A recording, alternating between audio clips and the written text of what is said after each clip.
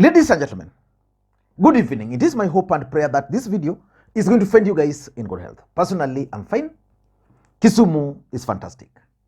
William Samoei Arap Ruto, the President of the Republic of Kenya, yesterday attended the FIFA World Cup final between Argentina and France in Qatar.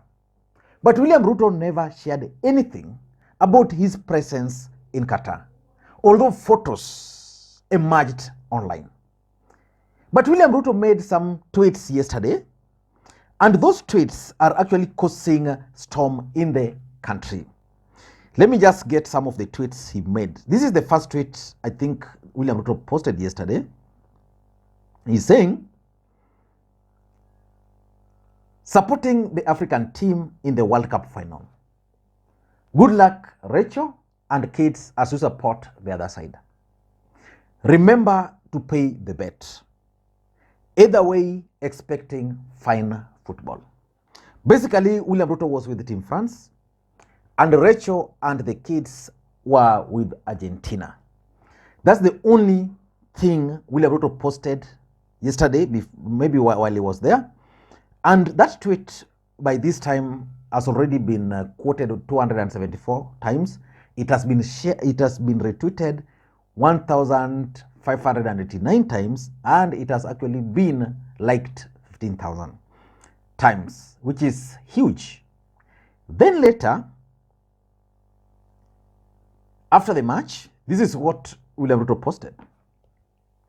Congratulations, Argentina, for winning the World Cup. My African team at the World Cup play a superb game. Will pay my bet. All round wonderful game. Tukutane home. So probably this is now where he's suggesting tukutane home.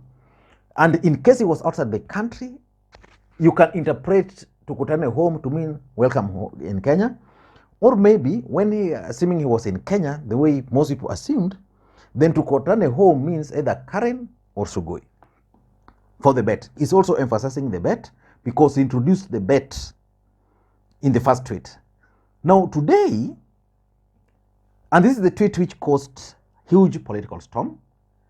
This is what William Ruto is posting. Just pay very close attention, because in this video, I want to try and figure out why people are really on William Ruto's neck over this particular tweet. For me, I don't have any problem with it. I don't care. He's saying, Hustler Fund wamenikataza siwezi lipa bet nayo, wanasema pesa ni ya hustle. So William Ruto is suggesting that Hustlers Funds wamemkataza, he can't pay the bet with that. Remember, Argentina won, but in real sense, if you are betting, 90 minutes is what is counted. So it was a draw, so nobody was supposed to win. So he's saying Hustlers Funds wamenikataza siwezi lipa bet nayo. So I don't know the message he was trying to pass there, but for me, I'm just trying to interpret it to mean that William Ruto was like talking about now the Hustlers Fund, and he's saying it's all right, kwangu hakukaliki. So which means because he has not paid that bet, so kwake is hot. I think he was just joking. And then he says, First Lady na watoi ni pressure, wamemwekea pressure, wapi ile bet, something like that. But because he can't get Hustler Fund, he can't commit to it. Then anasema, wale kuku zangu wataniokoa nilipe. So he's suggesting that he will sell some of his chickens, because William Ruto is perceived to have made his money through selling chicken. So he's suggesting that without Hustler Fund, then he can't use it to bet. Then now he's under pressure from the family, and the only solution remedy now he has is the chicken. And he's saying, lakini naulizaje betu ishanga na 90 minutes ama extra time wesabiwa. So now he's now raising the issue whether he's supposed to pay the bet or not. Even penalty shootout is asking kuuliza tu. So basically suggesting that these guys, the family maybe do not know that bet ends at 90 minutes and not extra. And this tweet actually caused huge political storm in the country today. Let me read for you what Pauline Njoroge posted. I like quoting the lady, I don't know why. Maybe because she's beautiful. Pauline Njoroge is saying here, it's good that post has been pulled down. You know, the post had to be pulled down from Facebook. The one on Twitter is still there, I've just checked. As much as we want to humanize the head of state, there are extents we shouldn't go in the name of jokes. Now, if you go further and read the comments in that particular post by Pauline Njoroge, then you'll understand. Someone is saying maybe Nabi was casually justifying the unreported incidences of gender-based violence in his home. I don't know. Someone is saying gambling is a vice that should be discouraged by the highest authority on the land. Advanced countries like Australia and Germany have placed very high taxes on proceeds of gambling so as to discourage. Okay. Now, if you read some of the comments, and not only what Pauline Njoroge posted, there are those who believe that that tweet really did not offend anybody. Like, for example, for me, I just view the tweet as just a joke. Yeah, but you know, William Ruto is no longer just an ordinary Kenyan. He's the president of the Republic of Kenya. But why is this particular tweet generating serious debate in the country? Number one, from this tweet, it's clear that William Ruto is actually promoting gambling. He referred to betting 3 times in those 3 tweets. Remember, betting or gambling should actually be discouraged in the country. If you leave alone that, William Ruto and Rachel are professing Christian faith. Betting in Christianity is not allowed.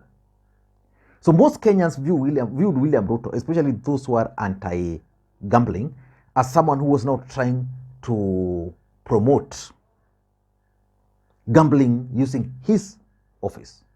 So that's why most people had issues with that. Number 2, it's kind of glorifying poverty.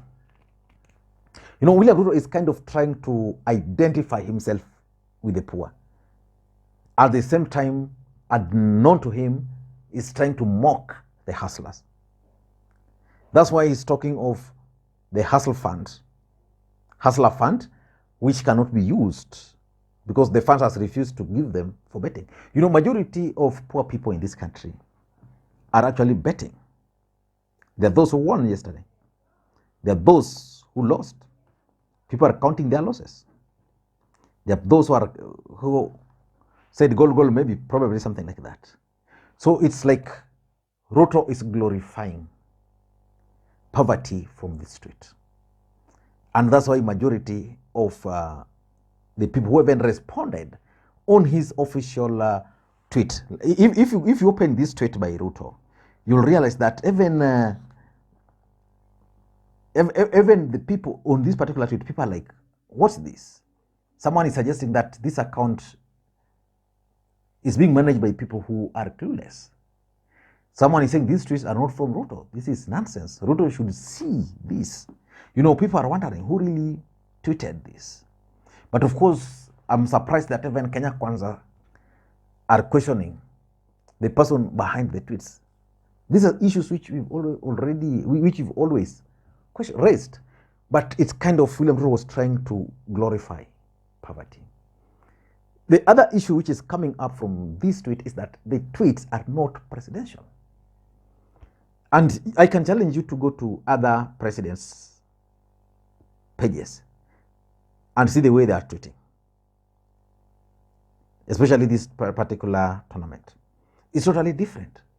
You know, we are no longer in campaign mode. Campaigns ended.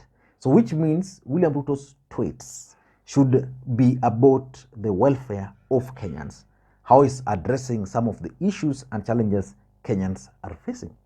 Not to mock Kenyans with the family, to mock Kenyans with the hustlers funds, to mock Kenya with the Koza Kuku and the rest. While we know William Ruto, if he was a real gambler, William Ruto can even place 1 million or even 2 million on this particular game. He has that ability. Not the 2,000, not the 500 hustler fund.